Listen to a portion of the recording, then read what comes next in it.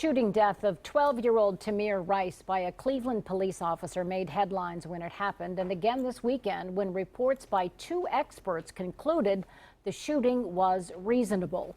NBC4's Dan Perlman spoke with a local expert about the timing and potential impact those reports might have on this ongoing case. Dan? Well, this is a case that has a lot of people watching. This weekend, something unexpected, maybe unprecedented, happened.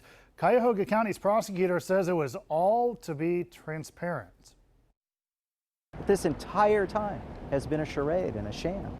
That's reaction from the Rice family attorney, days removed from those three reports emerging, two concluding the shooting death of Tamir Rice was reasonable. These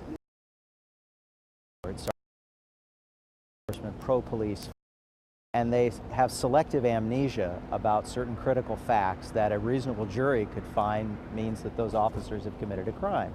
It was last November, picked up on surveillance footage. That's Rice waving what appears to be a gun. Two officers pulled into frame in about 2 seconds. One of them shot and killed the 12-year-old. It turns out that apparent gun was just a toy.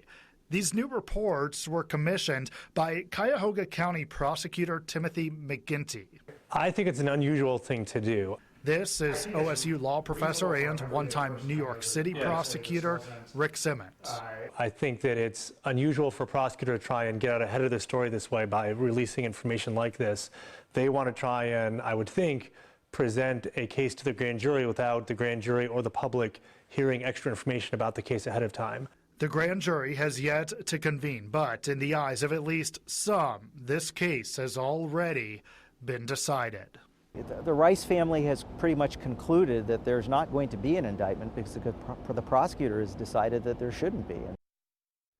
Now, I want to take you back a few months. I was in Cleveland when Officer Michael Brillo was acquitted there in the shooting deaths of an unarmed black man and woman. Protests, mostly peaceful, went on all day that day. I'll say this, a lot of people there told me a big reason they showed up was actually for Tamir Rice. Some of the protests were even at the spot where he was killed. The outcome of this case will most definitely bring out a lot of emotion no matter what happens. There's no telling when and if a grand jury will be seated. Live in the studio, Dan Perlman, NBC4. All right, Dan.